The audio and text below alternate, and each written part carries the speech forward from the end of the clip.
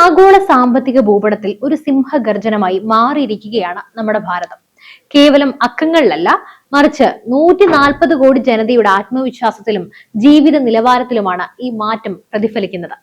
2014 മുൻപുള്ള ഭാരതവും ഇന്നത്തെ ഭാരതവും തമ്മിലുള്ള വ്യത്യാസം ആകാശം മുട്ടെ വളർന്നു നിൽക്കുന്ന ഒരു മഹാവിസ്മയമാണ്. ജപ്പാനെ പിന്തള്ളി ലോകത്തെ 4ാമത്തെ വലിയ സാമ്പത്തിക ശക്തിയായി ഭാരതം മാറുമ്പോൾ അത് കേവലം ഒരു സാങ്കേതിക നേട്ടമല്ല, മറിച്ച് ദീർഘവീക്ഷണമുള്ള ഒരു ഭരണ നേതൃത്വത്തിന്റെ കീഴിൽ ഒരു രാജ്യം എങ്ങനെ പുനർജനിക്കുന്നു എന്നതിന്റെ പാഠപുസ്തകമാണ്. ഒരൊറ്റ നിമിഷം ഒന്ന് ആലോചിച്ച് നോക്കൂ. ലോകം മുഴുവൻ ഒരു വലിയ സാമ്പത്തിക പ്രളയത്തിൽ മുങ്ങിത്താഴുമ്പോൾ വൻകിട വികസിത രാജ്യങ്ങൾ പോലും തങ്ങളുടെ വളർച്ചാ നിരക്ക് ഒരൊറ്റ ശതമാനത്തിൽ താഴെ പിടിച്ചു നിർത്താനായി പാടുപെടുമ്പോൾ ഒരു രാജ്യം മാത്രം മരുഭൂമിയിലെ പച്ചപ്പന പോലെ തളിർത്തു നിൽക്കുകയാണ്. ലോകത്തെ സാമ്പത്തിക വിദഗ്ധരും IMF-ഉം ലോകബാങ്കും ഒരേപോലെ പറയുന്നു, ഇത് ഭാരതത്തിന്റെ ദശകമാണ്. 2014 ലോകത്തെ 10ാമത്തെ സാമ്പത്തിക ശക്തിയായിരുന്ന ഭാരതം വെറും 10 വർഷം കൊണ്ട് ബ്രിട്ടനെയും ഇപ്പോൾ ജപ്പാനെയും പിന്നിലാക്കി 4ാം സ്ഥാനത്തെത്തിയിരിക്കുന്നു. ഇനി നമ്മുടെ മുന്നിലുള്ളത് ജർമ്മനി മാത്രമാണ്.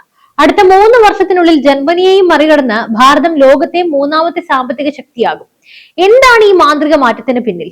ആ മാറ്റത്തിന്റെ വേരുകൾ കിടക്കുന്നത് 2014 ആരംഭിച്ച വിപ്ലവകരമായ ഭരണ പരിഷ്കാരങ്ങളിലാണ്. 2014 മുൻപുള്ള ഭാരതം ഫ്രഗൈൽ 5 അഥവാ ലോകത്തെ ഏറ്റവും ദുർബലമായ 5 സമ്പദ് വ്യവസ്ഥകളിൽ ഒന്നായിരുന്നു. നയപരമായ തളർച്ച അഥവാ പോളിസി പാരാലിസിസ്, ലക്ഷക്കണക്കിന് കോടികളുടെ അഴിമതികൾ, തകർന്നടിഞ്ഞ ബാങ്കിംഗ് മേഖല എന്നിവയൊക്കെയായിരുന്നു അന്ന് വാർത്തകളിൽ നിറഞ്ഞു നിന്നിരുന്നത്. എന്നാൽ പ്രധാനമന്ത്രി നരേന്ദ്രമോദിയുടെ നേതൃത്വത്തിലുള്ള സർക്കാർ അധികാരമേറ്റതോടെ ഭാരതം ഒരു പുതിയ വഴിത്തിരിവിലെത്തി. സബ്കാ സാത്ത് സബ്കാ വികാസ് എന്ന മുദ്രാവാക്യം കേവലം ഒരു മുദ്രാവാക്യമായിരുന്നില്ല, മറിച്ച് രാജ്യത്തിന്റെ അടിത്തറ മാറ്റാനുള്ള ആഹ്വാനമായിരുന്നു. ഭാരതം എപ്പോഴും വിദേശ ഉൽപ്പന്നങ്ങളുടെ ഒരു വിപണി മാത്രമായിരിക്കുമെന്ന് പരിഹസിച്ചവർക്കുള്ള മറുപടിയായിരുന്നു മേക്ക് ഇൻ ഇന്ത്യ. 2014 ഭാരതത്തിൽ വെറും 2 മൊബൈൽ നിർമ്മാണ യൂണിറ്റുകൾ മാത്രമാണ് ഉണ്ടായിരുന്നത്. ഇന്നത് 200-ലധികമായി വർദ്ധിച്ചു. ലോകത്തിലെ ഏറ്റവും വലിയ 2ാമത്തെ മൊബൈൽ ഫോൺ നിർമ്മാതാക്കളാണ് ഇന്ന് ഭാരതം. ആപ്പിൾ ഐഫോണുകൾ ഇന്ന് മെയ്ഡ് ഇൻ ഇന്ത്യ മുദ്രയോടെ ലോക വിപണിയിൽ നിറയുന്നുണ്ട്. ആയുധങ്ങൾക്കായി ലോക രാജ്യങ്ങൾക്ക് മുന്നിൽ കൈനീട്ടി നിന്നിരുന്ന ഭാരതം ഇന്ന് 85-ലധികം രാജ്യങ്ങളിലേക്ക് ആയുധങ്ങൾ കയറ്റുമതി ചെയ്യുന്നു. തേജസ് വിമാനങ്ങളും ബ്രഹ്മോസ് വിമാനങ്ങളും ഭാരതത്തിന്റെ പ്രതിരോധ കരുത്തിന്റെ അടയാളങ്ങളായി മാറി.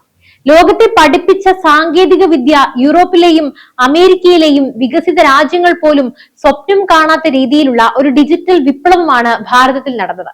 UPI അഥവാ യൂണിഫൈഡ് പേയ്മെന്റ്സ് ഇന്റർഫേസ് എന്ന സാങ്കേതിക വിദ്യ ഇന്ന് ലോകത്തെ അത്ഭുതപ്പെടുത്തുകയാണ്. ഒരു തെരുവ് കച്ചവടക്കാരൻ പോലും ഡിജിറ്റലായി പണം സ്വീകരിക്കുന്ന സാഹചര്യം ഭാരതത്തിൽ സാധാരണമായി. ലോകത്തിലെ മൊത്തം ഡിജിറ്റൽ ഇടപാടുകളുടെ 46% നടക്കുന്നത് ഭാരതത്തിലാണ്.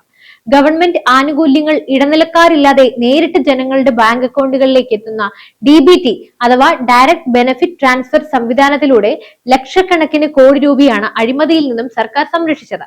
ഭാരതം വളരുന്നത് റോഡുകളിലൂടെയും പാതകളിലൂടെയുമാണ്. രാജ്യത്തിന്റെ ധമനികളാണ് റോഡുകളും റെയിൽവേയും. കഴിഞ്ഞ 10 വർഷം കൊണ്ട് പശ്ചാത്തല സൗകര്യ മേഖലയിൽ ഉണ്ടായ മാറ്റം അതിശയിപ്പിക്കുന്നതാണ്. അഥവാ ഇൻഫ്രാസ്ട്രക്ചർ ഡെവലപ്മെന്റ്. 2014 പ്രതിദിനം 12 കിലോമീറ്റർ വേഗതയിൽ നടന്നിരുന്ന റോഡ് നിർമ്മാണം ഇന്ന് 30 കിലോമീറ്ററിന് മുകളിലെത്തി. അതിവേഗ എക്സ്പ്രസ് വേകൾ രാജ്യത്തിന്റെ ദൂരങ്ങളെ കുറച്ചു. ഇന്ത്യൻ റെയിൽവേയുടെ ആധുനിക മുഖമായി വന്ദേ ഭാരത് ട്രെയിനുകൾ മാറി. റെയിൽവേ സ്റ്റേഷനുകൾ വിമാനത്താവളങ്ങളെ വെല്ലുന്ന രീതിയിൽ ലോകോത്തര നിലവാരത്തിലേക്ക് ഉയർത്തപ്പെട്ടു. ഇന്ന് എറണാകുളവും കോഴിക്കോടും തിരുവനന്തപുരവും ഒക്കെ ചെന്നാൽ അറിയാം, റെയിൽവേ സ്റ്റേഷൻ എല്ലാം മാറുകയാണ്. സാഗർമാല പദ്ധതിയിലൂടെ തുറമുഖങ്ങളെ ബന്ധിപ്പിച്ചത് വ്യാപാര മേഖലയിൽ കുതിപ്പേകി. സാമ്പത്തിക ഐക്യത്തിന്റെ കരുത്ത്, ഒരേ രാജ്യം ഒരേ നികുതി എന്ന ലക്ഷ്യത്തോടെ നടപ്പിലാക്കിയ GST ഭാരതത്തിന്റെ സാമ്പത്തിക ചരിത്രത്തിലെ ഏറ്റവും വലിയ പരിഷ്കാരമാണ്. നികുതി ഘടന ലളിതമായതോടെ ചരക്ക് നീക്കം സുഗമമായി. ഇന്ന് ഓരോ മാസവും 1.25 ലക്ഷം കോടി രൂപയുടെ GST കളക്ഷൻ. ഇത് രാജ്യത്തിന്റെ സാമ്പത്തിക അടിത്തറ എത്രത്തോളം ഭദ്രമാണെന്നാണ് തെളിയിക്കുന്നത്.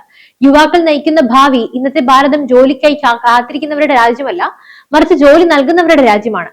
സ്റ്റാർട്ടപ്പ് ഇന്ത്യ പദ്ധതിയിലൂടെ ലോകത്തെ 3ാമത്തെ വലിയ സ്റ്റാർട്ടപ്പ് ഹബ്ബായി ഭാരതം മാറി. ഇന്ന് 100-ലധികം യൂണിക്കോണുകൾ അഥവാ $1 ബില്യൺ മൂല്യമുള്ള കമ്പനികൾ ഭാരതത്തിലുണ്ട്. Tier 2, Tier 3 പോലും യുവാക്കൾക്ക് പുതിയ ആശയങ്ങളുമായി വ്യവസായങ്ങൾ കെട്ടിപ്പടുക്കുകയാണ്. നമ്മുടെ യഥാർത്ഥ കരുത്ത് ആഗോളതലത്തിൽ യുദ്ധങ്ങളും സാമ്പത്തിക പ്രതിസന്ധികളും ഉണ്ടാകുമ്പോഴും ഭാരതം തളരാത്തതിന് കാരണം നമ്മുടെ കരുത്തുറ്റ ആഭ്യന്തര വിപണിയാണ്. 140 കോടി ജനങ്ങളുടെ ആവശ്യകത ഭാരതത്തിന്റെ സമ്പദ് വ്യവസ്ഥയെ മുന്നോട്ട് നയിക്കുന്നു. മധ്യവർഗത്തിന്റെ എണ്ണത്തിൽ ഉണ്ടായ വർധനവും അവരുടെ വാങ്ങൽ ശേഷിയിൽ ഉണ്ടായ ഉയർച്ചയും വിദേശ കമ്പനികളെ ഭാരതത്തിലേക്ക് ആകർഷിക്കുന്നു. ജപ്പാനെ പിന്തള്ളി 4ാം സ്ഥാനത്തേക്ക്. എന്തുകൊണ്ടാണ് ഈ നേട്ടം വലുതായത് എന്ന് അറിയാമോ? ജപ്പാൻ പതിറ്റാണ്ടുകളായി ലോകത്തെ സാമ്പത്തിക ശക്തിയായിരുന്നു. എന്നാൽ സാങ്കേതിക വിദ്യയിലെ മാറ്റങ്ങളും ജനസംഖ്യാപരമായ വെല്ലുവിളികളും അവരെ തളർത്തി. ഇവിടെയാണ് ഭാരതം വ്യത്യസ്തമാകുന്നത്. ഭാരതത്തിന്റെ ഡെമോഗ്രാഫിക് ഡിവിഡൻഡ് അഥവാ യുവജന ശക്തിയാണ് നമ്മുടെ ഏറ്റവും വലിയ മൂലധനം. അതുപോലെ GDP വളർച്ച 8.2% എന്ന വളർച്ചാ നിരക്ക് ലോകത്തെ വൻ ശക്തികൾക്ക് ഒരു പാഠമാണ്. ലോകത്തിന്റെ മരുന്നുകട എന്നും നമ്മുടെ ഇന്ത്യയെ വിളിക്കുന്നുണ്ട്. എന്തുകൊണ്ടാണ് ഫാർമസി ഓഫ് ദ വേൾഡ് എന്ന് വിളിക്കുന്നത്? കോവിഡ് കാലത്ത് ലോക രാജ്യങ്ങൾക്ക് വാക്സിൻ നൽകി സഹായിച്ച ഭാരതത്തിന്റെ കരുത്ത് സാമ്പത്തിക മേഖലയിലും വലിയ ചലനമാണ് ഉണ്ടാക്കിയത്. പിന്നെ കാർഷിക മേഖലയിലേക്ക് വരാം. ആധുനിക സാങ്കേതിക വിദ്യകൾ കൃഷിയിലേക്ക് കൊണ്ടുവന്നതോടെ കാർഷിക കയറ്റുമതിയിലും വലിയ വർധനവുണ്ടായി. നവഭാരതത്തിന് വെല്ലുവിളികളും അതിജീവനവും ഏതൊരു വലിയ കുതിപ്പിനും വെല്ലുവിളികൾ സ്വാഭാവികമാണ്. പ്രതിശീർഷ വരുമാനത്തിൽ വികസിത രാജ്യങ്ങളെക്കാൾ നമ്മൾ പിന്നിലാണെന്നത് ഒരു യാഥാർത്ഥ്യമാണ്. എന്നാൽ നമ്മുടെ ലക്ഷ്യം 2047 ഒരു വികസിത ഭാരതം പടുത്തുയർത്തുക എന്നതാണ്. ഇനി തൊഴിലവസരങ്ങളിലേക്ക് വരാം. കോടിക്കണക്കിന് യുവാക്കൾക്ക് തൊഴിൽ നൽകുന്നതിനായി സ്കിൽ ഇന്ത്യ പോലെയുള്ള പദ്ധതികളിലൂടെ നൈപുണ്യ വികസനമൊക്കെ ഉറപ്പാക്കുന്നുണ്ട്. ആഗോള സാമ്പത്തിക അനിശ്ചിതത്വങ്ങൾക്കിടയിലും രൂപയുടെ മൂല്യം ആഭ്യന്തര വിപണിയെ ബാധിക്കാതെ സംരക്ഷിക്കാൻ റിസർവ് ബാങ്കിന് സാധിക്കുന്നുണ്ട്. പണപ്പെരുപ്പത്തിലേക്ക് വരികയാണെങ്കിൽ ലോകത്തെ മിക്ക രാജ്യങ്ങളും പണപ്പെരുപ്പത്തിൽ ഉഴലുമ്പോഴും ഭാരതം അത് കൃത്യമായി നിയന്ത്രിച്ച് നിർത്തുകയാണ്. ഇനി അടുത്ത ലക്ഷ്യം എന്താണെന്നാൽ $5 ട്രില്യൺ സമ്പദ് വ്യവസ്ഥയും അതിനപ്പുറവുമാണ്. നിലവിൽ ഭാരതത്തിന്റെ GDP $4.18 ട്രില്യൺ എത്തിയിരിക്കുകയാണ്. 2030 ഇത് $7.3 ട്രില്യൺ മാറുമെന്നാണ് വിദഗ്ധർ പ്രവചിക്കുന്നത്. ഇതിലൂടെ അമേരിക്കയ്ക്കും ചൈനയ്ക്കും തൊട്ടു പിന്നിൽ ലോകത്തെ മൂന്നാമത്തെ സാമ്പത്തിക ശക്തിയായി ഭാരതം മാറും. ഭാരതത്തിന്റെ ഈ കുതിപ്പിന് ആക്കം കൂട്ടുന്നത് ഇനി ഞാൻ പറയാൻ പോകുന്ന ഘടകങ്ങളാണ്. സുശക്തമായ ബാങ്കിംഗ് മേഖല. മുൻപ് കടക്കെണിയിലായിരുന്ന ബാങ്കുകൾ ഇന്ന് വമ്പൻ ലാഭത്തിലാണ് പ്രവർത്തിക്കുന്നത്. ഇനി ക്ലീൻ കോർപ്പറേറ്റ് ബാലൻസ് ഷീറ്റുകൾ എന്ന് വെച്ചാൽ ഇന്ത്യൻ കമ്പനികൾ ഇന്ന് കടബാധ്യതകൾ കുറച്ച് നിക്ഷേപത്തിന് തയ്യാറായി നിൽക്കുകയാണ്.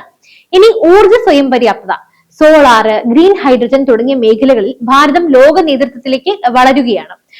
അപ്പോൾ വിശ്വഗുരുവിലേക്കുള്ള പാതയിലാണ് നമ്മുടെ ഇന്ത്യ. ഇന്ന് ഭാരതം കേവലം ഒരു രാജ്യമല്ല, മറിച്ച് ലോകത്തിന് പ്രതീക്ഷ നൽകുന്ന ഒരു പ്രകാശ ഗോപുരമാണ്. 2014 വിതച്ച മാറ്റത്തിന്റെ വിത്തുകൾ ഇന്ന് വടവൃക്ഷമായി വളർന്ന് പന്തലിച്ചിരിക്കുന്നു. ജപ്പാനെ മറികടന്ന് ഈ യാത്രയിലെ ഒരു നാഴികക്കല്ല് മാത്രമാണ്. ഇനിയുള്ള ദശകങ്ങൾ ഭാരതത്തിന്റേതാണ്. ഓരോ ഭാരതീയനും നെഞ്ചു വരിച്ചു നിൽക്കാവുന്ന കാലമാണിത്. അഴിമതിയില്ലാത്ത, വികസനത്തിന് മുൻഗണന നൽകുന്ന, ദീർഘവീക്ഷണമുള്ള ഒരു നേതൃത്വത്തിന് കീഴിൽ ഭാരതം ലോകത്തിന്റെ നെറുകയിലേക്ക് നടന്നു കയറുകയാണ്. 2047 സ്വാതന്ത്ര്യത്തിന്റെ 100ാം വാർഷികം ആഘോഷിക്കുമ്പോൾ ലോകം ഭാരതത്തെ ഒരു വികസിത രാഷ്ട്രമായി വണങ്ങുമെന്നതിൽ തർക്കമേയില്ല. ഇത് ഭാരതീയരുടെ സമയമാണ്. ഇത് നവഭാരതത്തിന്റെ ഉദയമാണ്. എന്തായാലും ഈ അഭിമാന നേട്ടത്തെക്കുറിച്ച് നിങ്ങൾക്ക് എന്താണ് പറയാനുള്ളത്? തീർച്ചയായും നിങ്ങളുടെ ശക്തമായ അഭിപ്രായങ്ങൾ നമ്മുടെ കമന്റ് ബോക്സിൽ രേഖപ്പെടുത്തുക. മറ്റൊരു വിഷയമായി വീണ്ടും എത്തും വരെ നന്ദി.